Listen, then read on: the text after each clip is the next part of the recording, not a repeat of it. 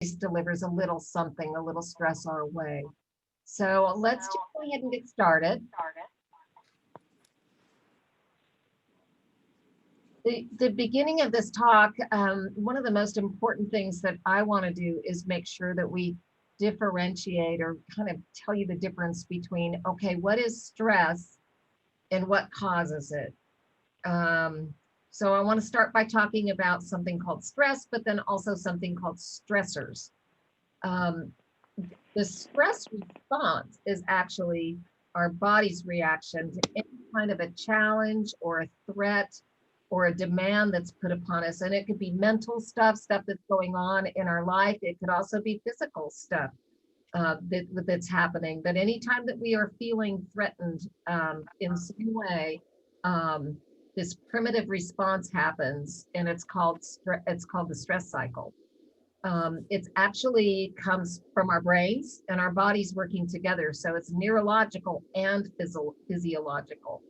And there's a shift that kind of happens in our body when something is threatening us. You might have heard of something called the fight or flight response in the past. And what that is, it's actually something that is kind of comes from our caveman days. It's very, and there's a little area in our brain that picks up on something happening, and we respond. And it can save our lives. That was the reason for it, how we evolved this way. The stressors, though, now those are the things that can activate the stress response in our body, and they can be anything. They can be anything that you see, hear, taste, smell, anything that you fear can possibly do you harm. For many of us, I would say COVID-19 is definitely a stressor in all of us right now, and I think you'll all agree with that. So this is a little bit of a busy slide, and what I wanted to do was kind of paint the picture of exactly what happens when a stressor is coming our way. And it actually, what happens is it's something called the stress cycle in us. Something comes from outside. So the body is right away, your intuition kind of kicks in, and you start thinking, oh, something's not quite right here. And then you get a physiological response, and that's where fight and flight kick in. And our muscles get tense. We start to breathe a little bit hard. Our heart starts to pound a little harder. We might start to feel sick to our stomach. We might start to sweat. We might definitely feel a sense of kind of the emotions kick in, and we might start to feel very anxious, very worried. This feeling of dread could even kick in. And when that happens, we will almost always try to cope with it some way. Now, we can cope in a healthy way that works well for us, and the stress cycle can be completed, and we can be restored to what we call well-being. But then there's also coping that is, we call it maladaptive coping, or coping that's not really helpful or healthy. And that can actually make stress worse. And so I'm gonna just give you an example in my own life of something that happened to me, and it'll be an example of kind of how the stress cycle works. I like to run, and I was out jogging one evening, and I could hear the screeching of some tires, and I heard the gunning of an engine, and it was not far away. So my intuition kind of kicked up there. That's not a good sound. I don't know what that is. All of a sudden I look up and I see a pickup truck barreling toward me out of control on the road. And I automatically jumped off to the side and ran across the field. And I stopped and looked, and that pickup truck that was out of control landed right where I was on the sidewalk. Had my fight or flight response not kicked in, I probably would have been run over by a truck. But instead, my muscles tensed, my respirations increased, my heart started to race. All of this happened in seconds, and I ran out of the way. I stood there in the field. I was breathing hard. I was shaking. I was like, oh my God, I'm okay. I'm okay. I'm okay. I kept telling myself. I went over to the truck, and there's a young man, a teenage kid behind the wheel, who was drag racing out of the nearby high school and lost control of the truck. And he said, oh, he gets out. I'm so sorry, lady. I'm so sorry. And I said, we need to call your parent. You know, I kind of made the kid give me his cell phone, and I called his dad, and I got his dad down there, and I was mad. By this time I was really mad. So my emotions were really kicking up. I was upset with the kid. His dad showed up. He dealt with his son. I went ahead and headed on home. By this time, my heart's kind of getting back to normal. I'm starting to feel a little bit better. But boy, when I got home to the arms of my husband, who is there, he sees me and he goes, are you okay? You don't look quite right. And I said, oh my gosh, you're never going to believe what happened. This pickup truck was careening toward me. It was out of control. This kid almost ran me over. I had to tell the story, right? I had to get it off my chest. That was a way to cope. It was a way to cope, just talking to somebody about it. And another way to cope, he gave me a big old hug. So that really helped with my emotions. It helped me to kind of begin to feel safe again. I'm going to be okay. And I was exhausted after that. And I think I had to tell the story 2 or 3 more times. I told it to my kids. I told it to my friends. And I noticed that each time I told it, I was a little less stressed out and a little less upset about it. But what was happening was I was completing the cycle of stress. In other words, I was doing something about the stress. I was talking about it. I was getting hugs and reassurance from my family. And so that was a good way for me to cope in that situation. That's one of my examples of just kind of real stuff that happens in our lives that actually triggered the stress response.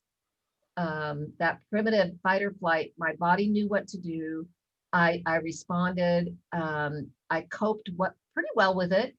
And you can tell even when I tell the story now, I get a little bit excited, but my heart's not pounding. I'm not breathing hard. I'm not so stressed out over it.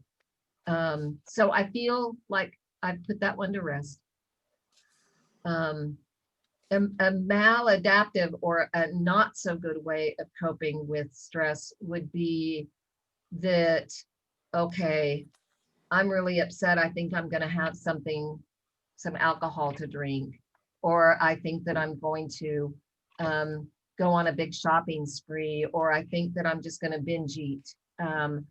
Those are ways of coping with stress that not only is harmful to our health in general, but it doesn't really help the stress, because now I'm stressed out because I'm drinking too much, or I'm not eating healthy, I'm not doing healthy things for my body. So that just feeds the stress cycle and makes things worse. So let me just go on to the next slide here.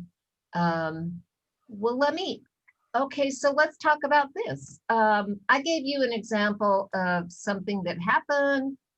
I got through it. I was okay. And it was an evening in my life that was okay. But what if we're under constant stress? Well, I could say that we are right now, and I know you guys would all agree with me.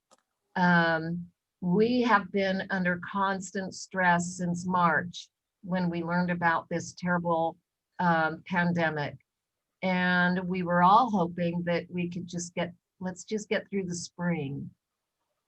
Oh my gosh, the next step, let's just see if we could get through the summer with it, and maybe it'll all be over. And we're isolating from others. We are not going out. We're not living our lives the way we did. We're all wearing a mask. We're not even really getting hugs like we human beings need. And instead of getting better, here we are 9, 10 months later, and we're still in it, and we're hearing that it could be summertime again. A whole year could go by, and we've lived through this difficult historical time called a pandemic.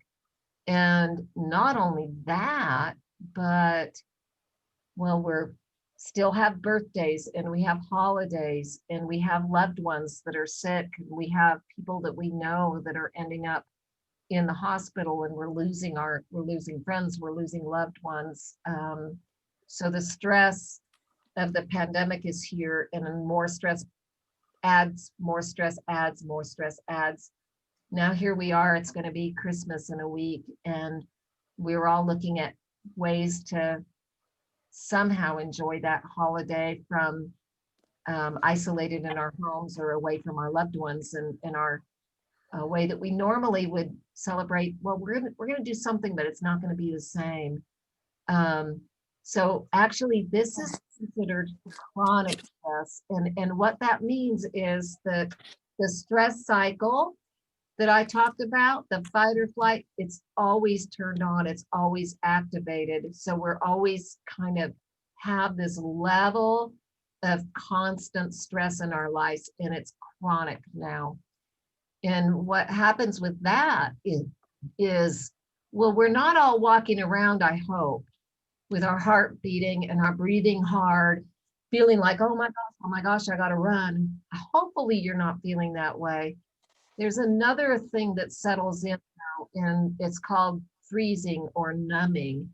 And we do that, but inside of our body, the stress is still there. And as long as the stress is still there, things that are happening in the body physiologically, these stress hormones that kick in are constantly there. And those hormones, believe it or not, they can kind of wreak havoc on our bodies, causing health issues like a suppressed immune system, high blood pressure, high blood sugars, problems with sleeping, problems with just being able to think clearly. People are having more depression. They're feeling anxious from time to time. All of this can even increase your risk of things like heart disease and diabetes. And if in the middle of it, we're using those unhealthy coping mechanisms that I talked about, like alcohol, binge eating, just not really taking care of ourselves, we are maybe making things even worse. And so studies do show that, that is not a good thing. So what I'm going to do now is kind of move on and say that, okay, there is some good news. There is some good news. I don't want you guys to sit there and go, well, this is a downer. Why did Donna have Dorothy come talk to us? Because I don't feel any better. In fact, I feel worse. But no, I'm going to talk to you about what you can do. And really pretty simple stuff, believe it or not. But what you can do to control the stress in your life and manage the stress in your life. You may not be able to control the stressor.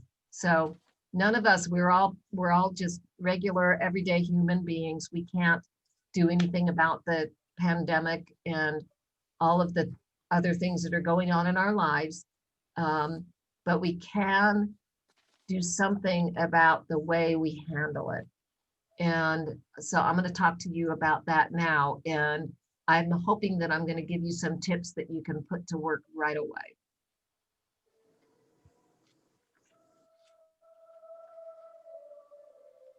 So one of the things that really helps a lot of folks, and I know that this can be a difficult thing to think about for a minute, and that's called positive reappraisal. Well, what does that mean? That's kind of a weird word. And what it really means is that you are looking at the bright side of things if you can. And all through this pandemic, I know I have been looking for silver linings and looking for some positives here and there that I can feel good about. Um, Number one, kind of the first thing you do with that though is just acknowledge that you can't deal with the stressor. That you know you're don't have the ability really to control this pandemic. Um, maybe you've are unemployed because of it, or maybe other things have happened in your life and you just don't you're not able to really control that, but you can kind of look at it maybe from a little different perspective, and that is to say, well, I might have a little more time to myself now to do some things that I've been wanting to do. I'm finding right now I'm learning more about technology than I ever thought I would learn. I'm not a big computer person, and Donna had to help me get all this Zoom stuff set up, um, and bring the presentation up. I've never presented quite like this before, so this is a new thing for me. And here all you are out there on your computers or your iPhones or your tablets. um, you might be able to say, you're getting pretty savvy with technology yourselves, whether you like it or not, but we're finding new ways to connect. And I think that that is kind of a silver lining in the midst of all of this. Um, People are learning a lot of new skills. Plus, I know a young gal who was always so busy running the kids around from this activity to that activity that she was constantly exhausted, and her kids didn't really even play with each other, didn't really know each other. They always ate fast food, whatever they could grab at the fast food place on the way to the next soccer game and that sort of thing. Well, now they're home as a family, sitting around the dining room table and eating dinner together every night and cooking together, and they're cooking healthy food. And their kids are learning to play with one another, which is a really a silver lining, I would say. So just trying to find value in positive in the situation, even if it is difficult. The other thing that you might see there on the screen is just expressing gratitude. That can help you to be a little more of a positive person as well. Looking at thanking people that deliver your groceries, thanking your neighbors for being good neighbors. And I know that that's kind of been a big thing in my neighborhood, where people are doing things to just try to brighten one another's day by dropping a little note by, and or that sort of thing. Um, so just finding ways to feel gracious and grateful in every single day. Um, I have a practice, and you might consider this in your life, and it might be helpful to you. And it's called a gratitude journal. That's what I call it anyhow. And I just keep it's just a little inexpensive notebook that sits next to my bed. And every night before I start to kind of rest and get ready to go to sleep, I pick that up, and my rule is I've got to think of 3 things that happened that day that I feel grateful for. And I jot them down in this little notebook. And I've been doing that for the past couple of years, actually. And it was actually kind of fun for me recently. I started looking back on it. So a very small gratitude journal. You don't have to write a bunch of stuff. Um, Sometimes I just write, number 1, the sun was shining today. Number 2, I had a great phone call with my son. Number 3, great friends at work. Simple things like that. And then you just put your body to rest and your mind and to rest at the end of the day with a feeling of gratitude in your heart. There's kind of, I guess I would call it a gratitude muscle. It can actually helps if you strengthen your gratitude muscle, you strengthen your positivity. It can help you strengthen your ability to cope with difficult situations. And so you just become a stronger person all the way around. Um, So that's positive reappraisal. The next thing, and this has actually been shown to be kind of the #1 way to deal with stress, is to get physical. And you don't have to ride a bike. You don't have to join a gym. You don't have to pick up a tennis racket or take up a yoga class, although you can. But if you, remember I talked about the fight or flight response? What that is it's the primitive part of our brain that senses that there is danger, and we are either going to fight off that whatever it is that might come attack us, fight it off, or we're going to run from it. So that's where the get physical part comes in. It satisfies our brain and our body's need to somehow either fight or run from whatever is threatening us. And believe me, our brain, our primitive part of our brain that is in control of our stress response, doesn't care what the stressor is. It's always going to react the exact same way. So it doesn't matter if it's a great big lion chasing me through the woods, or a pickup truck careening out of control, or it's the tax deadline and I'm on the last night before I can get my taxes done and I'm stressed as heck over that.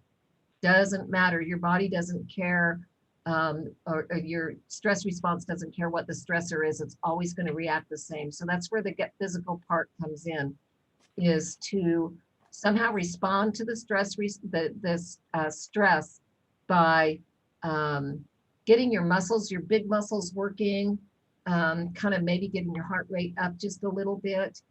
And if you have physical limitations, and maybe going for a walk or doing some jumping jacks or dancing, put on some music and dance like crazy. If that kind of thing is difficult for you, you can just sit in your chair and tense all your muscles so that you are tensing every single muscle from your heads, your top of your head to tip of your toe. Tense everything up and then relax it. Tense it up and then relax it. That is actually a way to get physical as well, or just march your feet in your chair. You know, whatever you can do with your body and your health, the way that you are, to somehow get your the kind of the fight or flight part of your stress response satisfied. And then this is just kind of a little thing called stopping stress in its track. And I took this from mindfulness.org. And what it is if you are feeling the stress response kicking up, you're feeling like, okay, I'm feeling a little anxious, a little nervous. I'm not really sure why. Gosh, I'm feeling a little stressed out.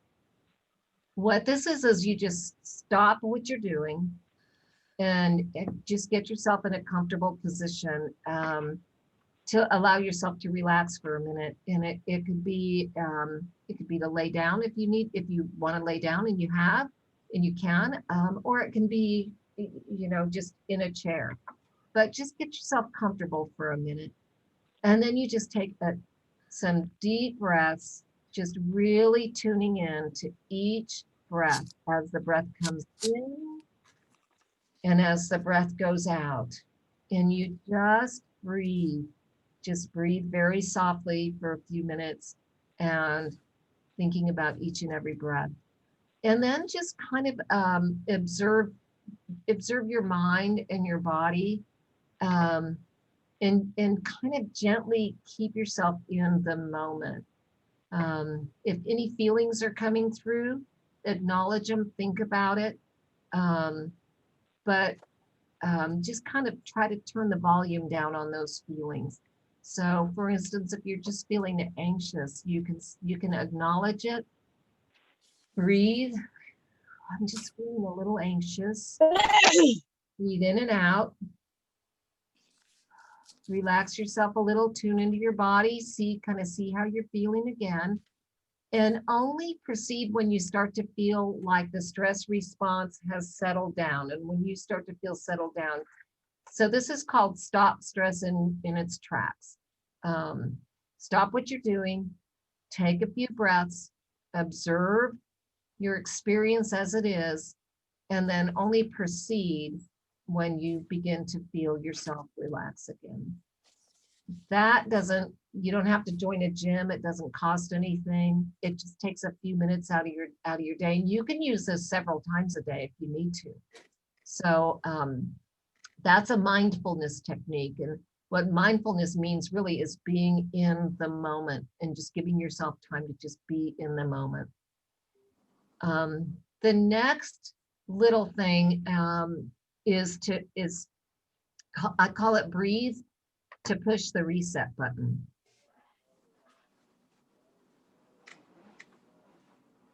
Just a little cup of tea here. So what this is it's just a very easy breathing technique that anybody could do. If you could breathe, you can do this. Now, the reason for this is, again, the fight or flight response. Remember when I told you the story about almost getting hit by the truck? And I told you my heart was beating and I was breathing really fast and I was feeling so anxious and scared. With the breathing exercises, what you're doing is sending a signal to your brain that everything is all right. So when you begin to purposefully slow your breathing down and make it nice and easy, it tricks your brain, and your brain, oh, everything is all right. I'm safe. I am out of danger. I have nothing to fear right now. The stressor is still there. Okay, so the pandemic is still there, but you're dealing with the stress by just doing some simple breathing exercises. I recommend doing this, whether you feel like you're stressed out or not. I'm sure you probably are. So I recommend doing this just 2 or 3 times a day. Make it part of your routine when you get up in the morning, and make it part of your routine when you go to bed at night before you write in your gratitude journal. So we call this 7x4 breathing. And what you're going to do is you can try this right now. You can, well, we're sitting here, and that's just to breathe very, very slowly all the way into your belly so that your belly kind of expands a little bit, and just really rest with your attention on your breath. So we'll just kind of try this together and start by breathing in for 7 seconds all the way in deeply into your belly. So here we go. 1, 2, 3, 4, 5, 6, 7. Now with that breath in, hold it for a count of 4. 1, 2, 3, 4. Now breathe out, slowly counting to 4. 1, 2, 3, 4. Okay, again, breathe in for 7 seconds. Nice and calm and deep. 1, 2, 3, 4, 5, 6, 7. Hold it for 4 seconds. 1, 2, 3, 4. And then breathe out with a count of 4. 1, 2, 3, 4. So that is something you can do anytime, anywhere. But like I said, I really recommend doing it a couple times a day, and just build it into a routine. Repeat it about 3 times, because that's about how many times the brain needs to get the signal that you are safe and that you are okay, and your stress level can come down and your stress cycle can be completed. Okay.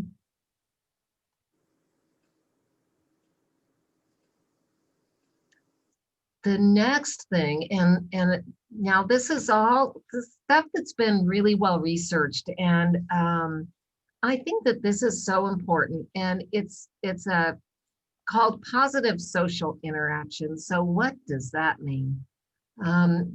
Really what it means is reaching out to other people as much as you can. And I realize that right now we're all kind of being encouraged as much as possible to socially distance. And I think that many people are feeling quite lonely. Many people are feeling, I heard the term the other day, skin hungry. They just want to be touched by another human being. They want a hug. People are feeling disconnected in a big way, but whatever you can do safely, interact positively with other people, it really can help reduce your stress, and it can help reduce the stress of those around you that are also going through a hard time.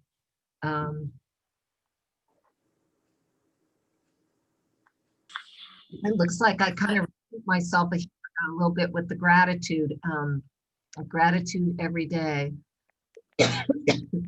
And then just reaching out to others with whatever human kindness you can. Building up your kindness muscle or your compassion muscle actually does help reduce your stress. Any kind of affection that you are able to give, and you can see that I have on the slide, hug the ones that you can hug even more than you normally do. And now I'm hoping you have somebody in your life, and you may or you may not, but that you are living with it or that you can hug. And if you're able to do that, hug them and hug until you both let go. And that actually can reduce your stress. Hugs are pretty darn therapeutic. And as soon as all this COVID stuff is over, you better look out for me, because I'll probably see you and just want to give you a big old hug. So that is an important thing. Laughter is another one. And so if you've got a family member or a friend that you can call on the phone or Zoom with, and just tell jokes, tell funny stories, things that happened in the past, get yourself laughing, get other people laughing. There's actually really great scientific studies that are behind laughter, showing that laughter can help reduce the stress hormones that live in your body when you're under constant stress. And when I say creative expression there, really what I'm talking about is art, music, dance. Those are all things we as human beings have a strong need for. And it doesn't matter if you are somebody that can color in the lines or not color in the lines. Just, being able to create something and express yourself, singing is helpful as well. I personally sing in the car all the time. I turn up the music and I am doing my doing karaoke. I find that really lifts my spirits. So I am glad that people can't hear me when I'm in the car driving, singing, but I do it, and I feel like it really helps. So the next thing that I want to talk about, and this is actually one of the things that's recommended by the people who study stress, and I have to say, as a nurse, I recommend this, and I say this because I've learned over the years that when it comes to spirituality, people that I take care of as a palliative care nurse, who are able to say that they have some kind of spiritual connection, they just seem to do better. And it's interesting that they seem to do better physically, mentally, emotionally. We are human beings that have a physical side. We have our mental side, but we also have our spiritual side. And what that is it doesn't mean the same thing as religion. So Maybe you were raised in a particular religion and going to a particular church, and maybe that doesn't fit anymore with your lifestyle, or maybe it does. And that's great. But when I say to Are you signed up? consider spirituality in your life, I'm not necessarily saying religion. So a religion is one way to express yourself. Really what spirituality is it's just your personal, unique connection to something greater than yourself. For some people that could mean God. For some people that could mean nature. Um, it, it it's unique for every single person. And I say go find yourself a spiritual journey, a spiritual adventure. You can do that. You can do that starting this evening. What happens there is you're giving your life, it can kind of give you more meaning in your life. And it can certainly be your source of strength, your source of peace, help you find some stillness in your life and some relief at the end of the day, the beginning of the day, or any time during the day when you're feeling rather stressed out. It does allow you to kind of give up control. So what do I mean by that? And I've heard people say it's in God's hands. And somebody that truly believes that will, they're kind of giving up control a little bit and realizing that they're in a situation that they can't control, and it helps them kind of gain a new perspective on things. Spiritual direction is actually, there's professionals that's what they do. So it's like a spiritual counselor. And I put that there because sometimes people are just wondering about spirituality and they don't quite know where to turn or what to do. So looking for somebody that actually can help, in a community of spiritual folks that are kind of like-minded, that's something to consider. And then another thing is just spiritual retreats. And right now, yeah, you may not be able to go to a retreat center someplace else. When I need a spiritual retreat right now, I've just taken over the guest room at my house, and I created a little corner in there that's just very kind of like a little, just like a little peaceful place that I can go and maybe light a candle and sit and pray or meditate and be away from everybody. Maybe you don't have a guest room you can take over. Maybe you've got a little corner in your dining room or in your own bedroom, or something like that in to make a special little space for yourself. So think about that as a possibility. And think about your spiritual side. I don't want to just say get physical and exercise. No, you've got to take care of your spirit too. And that's acknowledging that we are a whole person. So sleep. I have to say that that's probably one of the things that is most important of all the things. The getting more physical, finding good, healthy ways to cope. Yes. Tapping into your spiritual side, finding positivity in your life, but looking seriously at how you sleep and how much sleep that you're getting. We have got to have sleep in order to survive as human beings. There's, you know, sleep deprivation is actually a form of torture that's used in some countries, but we've got to have it to survive. And it not getting enough sleep does have a negative impact on our stress. But also getting plenty of sleep has a positive impact on our stress. So what does that mean? It means that I realize when you're stressed out, it's hard to sleep and your sleep is interrupted.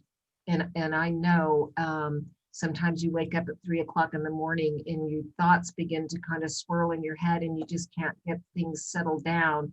when you can't get back to sleep. Um, that's where sleep hygiene comes in. And what does that mean? It means looking at your sleep patterns, making sure that you're kind of winding down at the end of the day and not, believe it or not, screen time. So getting on Facebook or being on the computer or even the television, those things don't belong in the bedroom if you can help it. And getting, some time to unwind when you do get into bed, just to rest a little bit, maybe with a good book, maybe with your gratitude journal.